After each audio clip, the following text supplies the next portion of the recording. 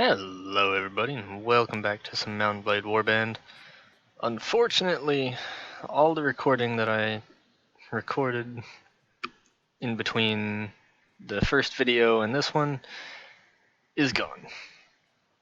But I ended up getting the kidnapped girl back from Ahab or whatever, however you want to pronounce it, all the way back to Suno, I believe it was, or Praven, one of the two.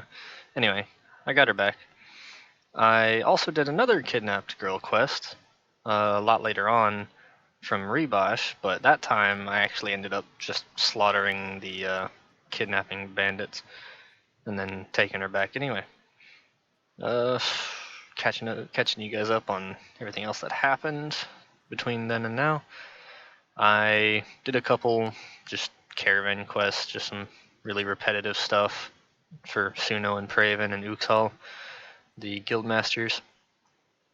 I went around, killed some forest bandits, some looters, etc. I had a real tough time with some of these desert bandits over here. I really regret going in there. It was a pain in the ass. I also got some new gear. Oh well, here, I got some new gear. I have a better shield, I have a large bag of arrows, and I have a war bow for weapons and stuff that's new. I can't use the war bow yet, but next time I level up I'm going to put another point into power draw so I can use it. I also got some better armor, as you can see. My horse is the same. I still have Ymira and Jeremus. I think I got Jeremus in the first episode too, but it might have been the second. Anyway, I have both of them, and I also picked up this lady, Katrine. And I've decided to go for a full infantry kind of army build. I'm not really going to do mounted stuff except for me and my bodyguards, and I'll just have them follow me with bows and whatnot, and yeah, that sort of thing. Just to harass the enemy and like go fuck up their archers and whatnot. Oh,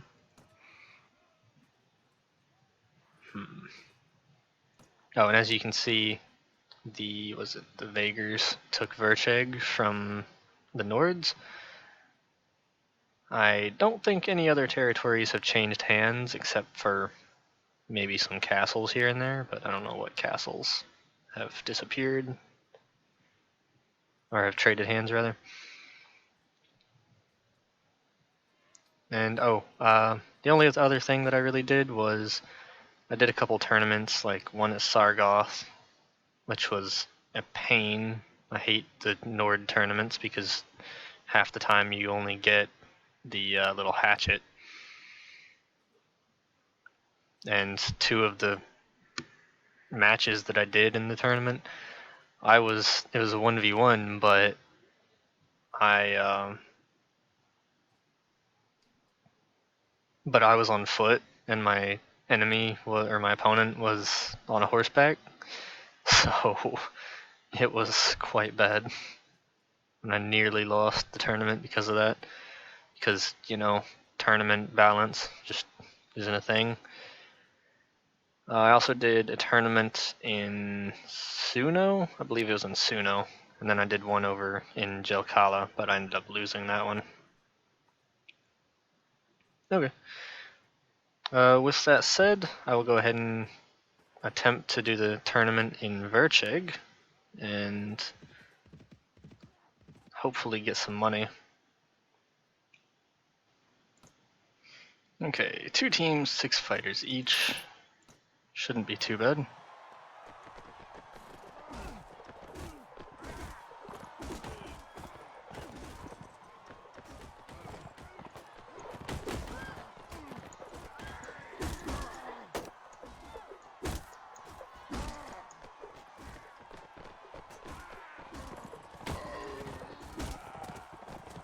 Okay, good. We're messing them up pretty badly.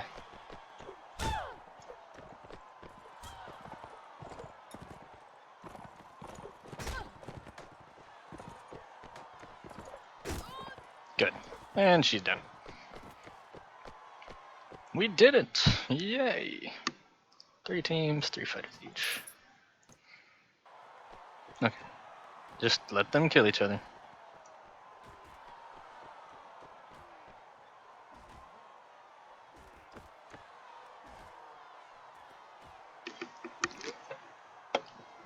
Well then.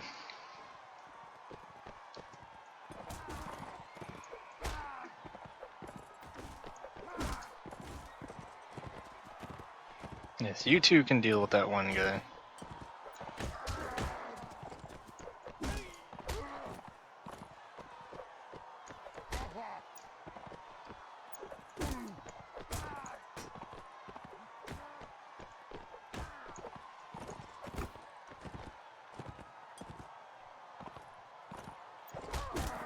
There we go.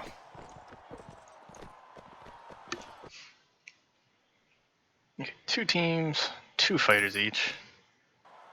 Well, since we're the only ones here, I'll let you guys go after each other. I'll help you with the horse, dude. Oh.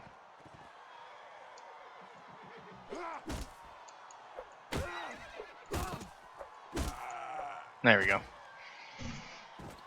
And now it's a 1v1 on even terms.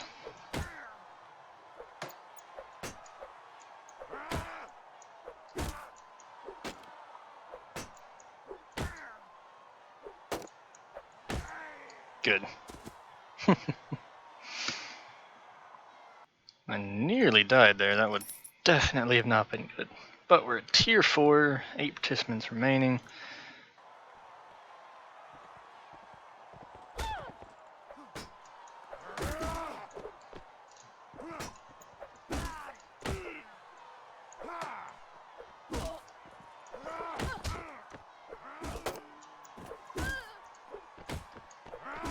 Get back here. Let me smack your booty. Good. And we won that round. And I think there should be just tier 5 and then tier 6 and it's done.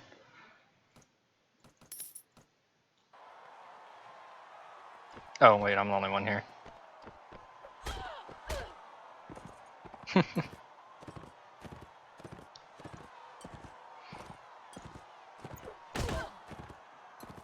Oh, she actually hit me. Oh, okay. two actual hits that did damage, and boom, she's down. And this should be the last tier. Oh, nice, and I'm on the horse again. For once.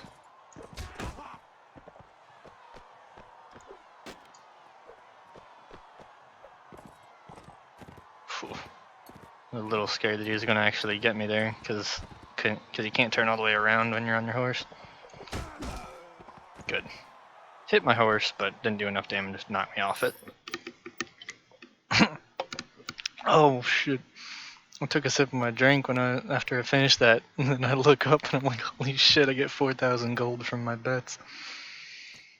Oh, that is beautiful. You're just a watchman, a little book merchant. Oh man, that balanced bastard sword would be nice. I'm really tempted to get it, even though I kind of want to go for a mace, because I like the idea of just riding around on my horse with a mace. Plus I can knock people out and take them prisoner easier that way.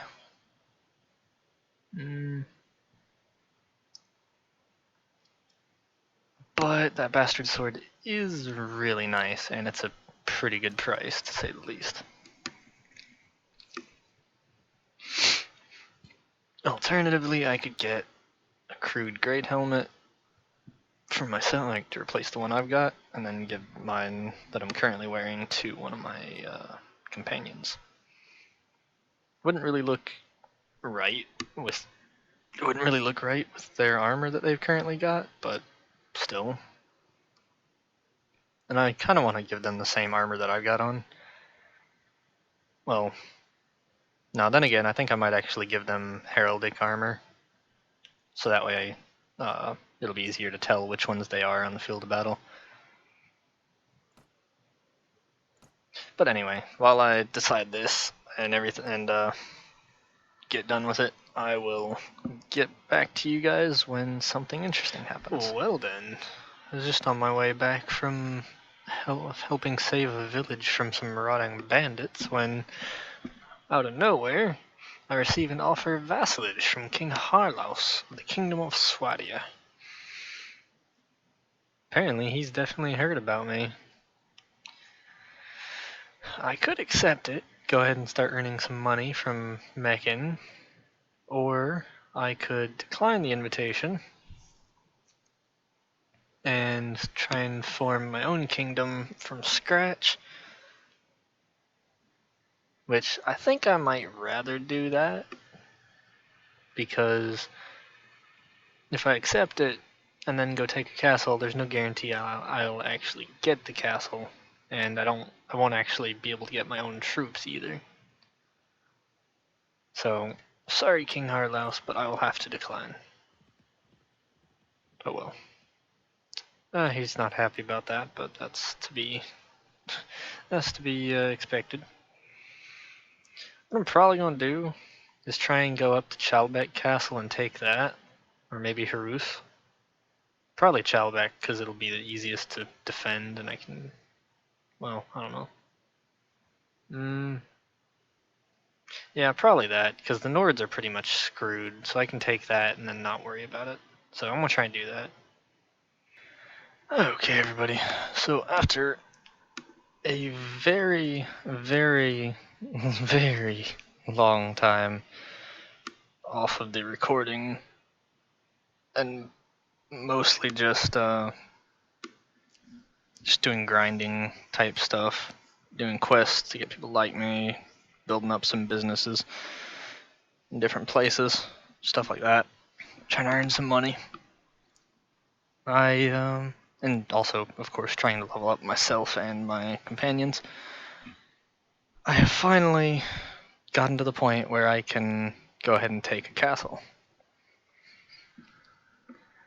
And surprisingly enough, the Nords are the ones that I'm taking the castle from, because the Nords got they kind of took it in the butt quite a bit, because I'm besieging the very last castle, or well, territory that they even own on the entire map, because the Swadians and the Vaegrs just totally molested them from both sides, and it was really bad for them, even though the Vaegrs took most of their territory.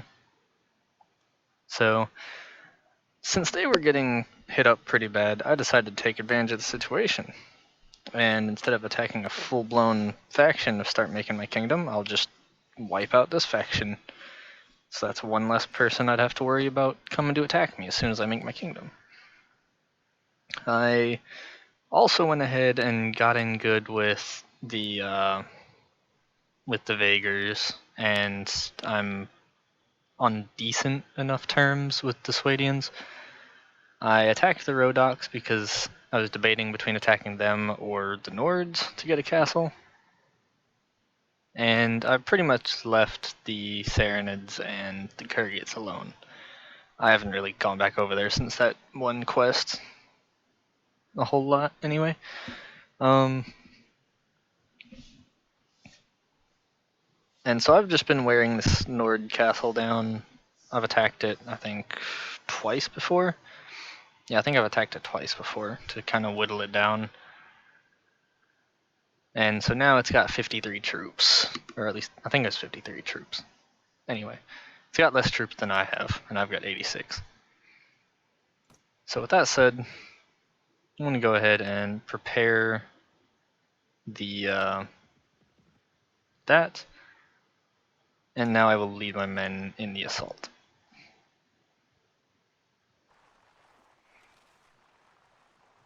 Let us go, men. Follow me. Wait, what?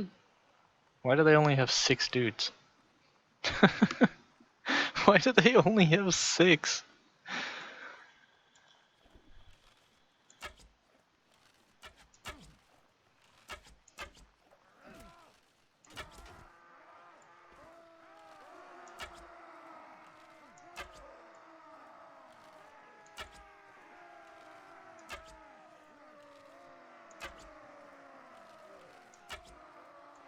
Okay, there you go. I'm not quite sure why they only have 6 guys defending their castle right now. They had 50, and I was sure they had 50. Rip, that dude just took an arrow to the face as soon as my dudes come around the corner. I'm just gonna censor that right quick. Oof, that's pretty bad. Oh, okay. I mean, if it wants to say that they've only got 6 dudes, I will totally take it.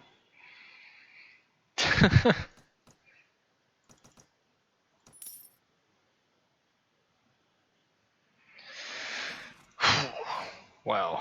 Okay. I can't say I expected that. I don't know where all their dudes went. They just dipped.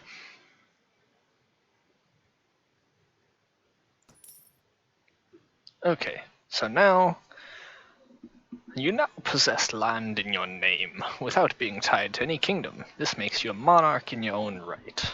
With your court being temporarily located at Shelbeck Castle, however, the other kings in Calaradia will at first consider you a threat, for if any upstart warlord can grab a throne, then their own legitimacy is called into question. You may find it desirable at this time to pledge yourself to an existing kingdom. If you wish to continue as a sovereign monarch, then your first priority should be to establish an independent right to rule. You can establish your right to rule through several means: marrying into a high-born family, recruiting new lords, governing new lands, treating with other kings, or dispatching your companions on missions. At any rate, your first step should be to appoint a chief minister from among your companions to handle affairs of state. Different companions have different capabilities. You may appoint new ministers from time to time. You may also change the location of your court by speaking to the minister.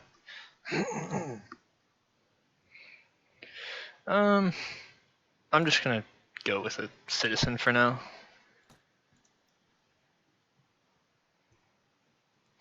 I'm not sure exactly what to name it. I'll cut back when I figure out a name.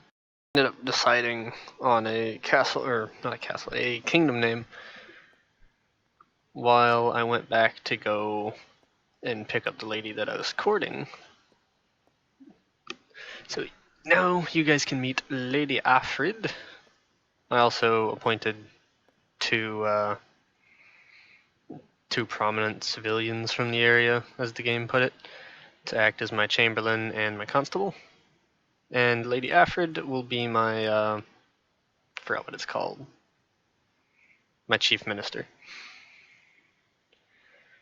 I ended up deciding on Das Reich von Leer as the kingdom name, and I ended up switching my troop tree up a little bit, just slightly, from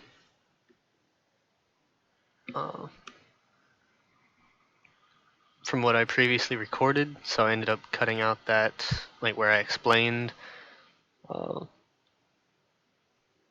what all my troops are and everything, so that way I could go do a better job of it now. So first things first, we'll start with the recruits. They have just an old heater shield, just a tunic, some wrappings, and I gave them a couple different options for tunics and stuff, just to add some variety since they're just basic recruits. Basically just some villagers that I picked up and gave a sword and shield. And they have a leather cap. They just have fairly basic stats. I just built them to be, or I designed them just to be really strong more than anything else. Because, well, they only have a melee weapon, so they don't really need anything, like, they don't need a whole lot of stuff. Give them some Iron Flesh, Athletics, Power Strike, and Shield. Because I want to give all my troops shields, so that way their shields are less likely to break when they get hit by stuff. Because my whole battle strategy kind of relies on using the shields to soak up some damage, and then getting my more elite troops with bows and stuff to just shoot at the enemy from behind the front line. Or alternatively, if I'm not going to be shooting at all, then I'll just use them to, or I'll get them to use their shields to advance on the enemy. So the next step up from recruits is the militia, or militiamen. They have a bastard sword instead of just a crappy saber, which, I mean, the saber's not that bad for starting off, but still, the bastard sword's better. They have a slightly better shield, a skull cap, sturdy leather armor, and hide boots. They don't have any ranged weapons yet either, because they're like a town militia, they're not great. I gave them 1 more point in strength and 2 more points in agility and intelligence. They also have more points into all the stuff I mentioned before, along with Weapon Master. Then there's basic infantry.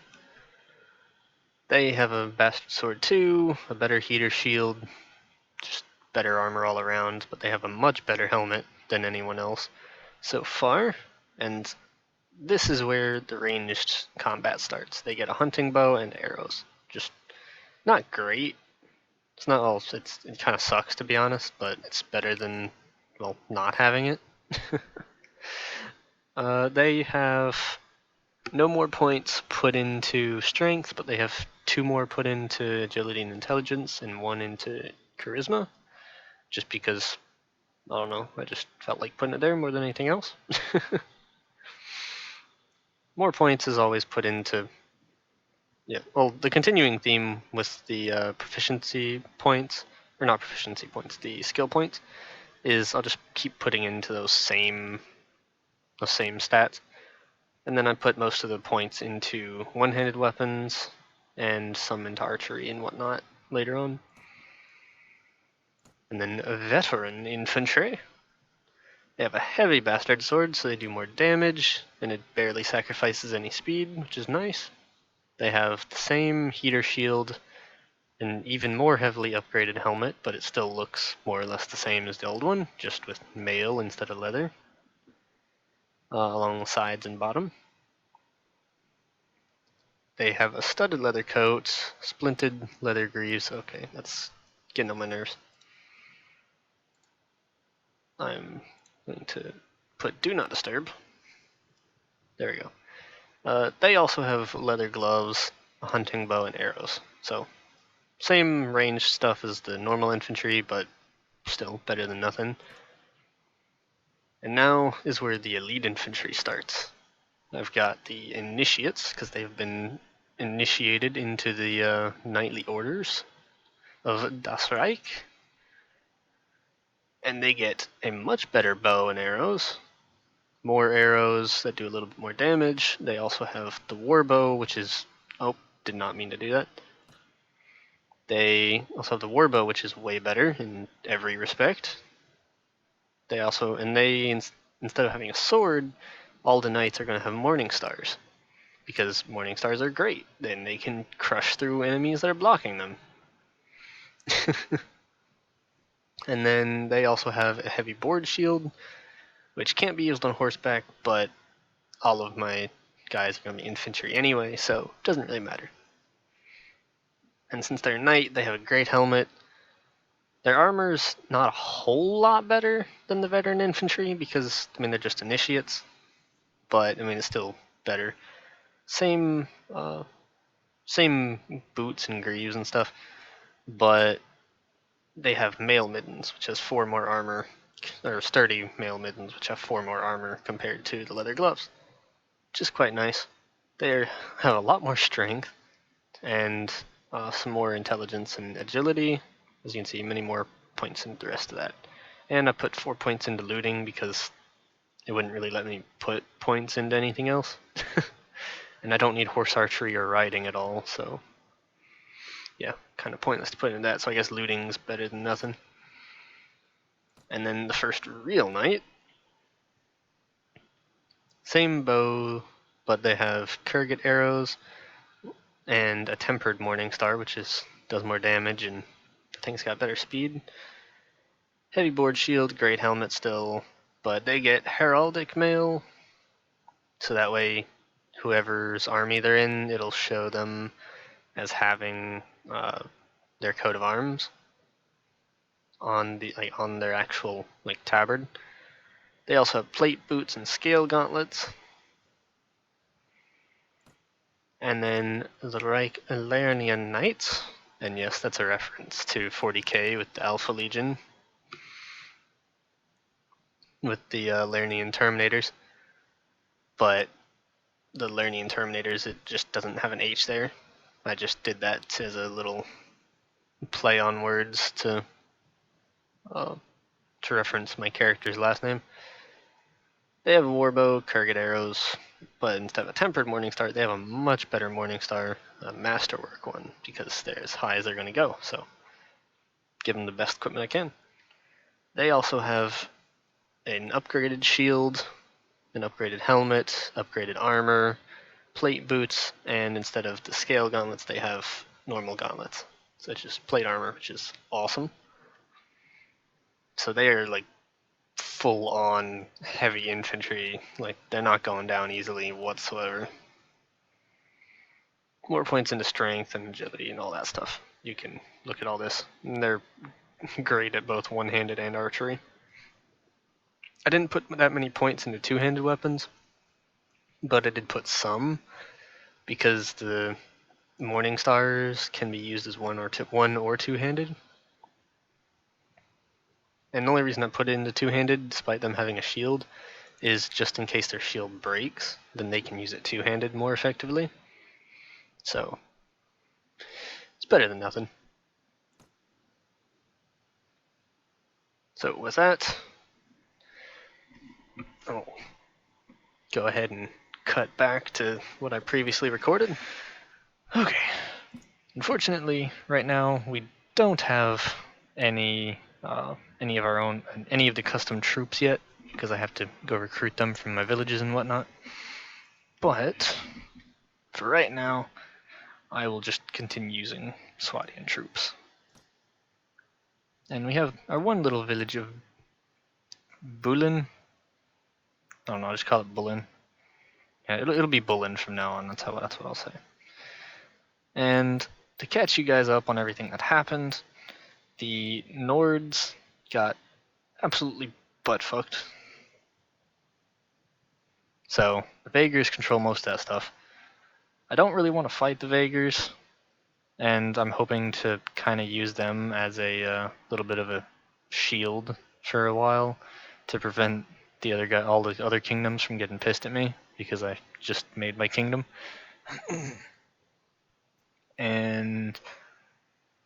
But eventually I'm definitely going to need to go take Harus Castle and Tyr. I'm not entirely sure how that's going to go. But if Tyr is under siege, then I might just go take it back and go ahead and get a big city under my belt. Other stuff that happened, Veluca and Jilkala was taken by the Swadians, and then Dirim was taken away from the Swadians by the Vaegrs, along with Shariz. Well, Shariz has traded hands quite a lot. It first went to the Vaegrs, or not the Vaegrs, the Rhodoks, and then the Swadians took it from the Rhodoks, and then the Saranids, and the Saranids took it back, and then the Kurgits took it from the Saranids, along with Amurad. So it's quite a lot's happened, and for some reason the Kurgits have a castle way on the other side of the map. But anyway, I will get back. Oh no, you know what? Actually, now that I have my own kingdom, I think this is a perfect place to stop the video. So, I hope to see you guys back here next time. I hope you all enjoyed the video. If you did, go ahead and click the like button. If you got anything you want to tell me, go ahead and throw it down in the comments below. And if you enjoy my content, go ahead and smash that subscribe button. and I will see you guys in the next video.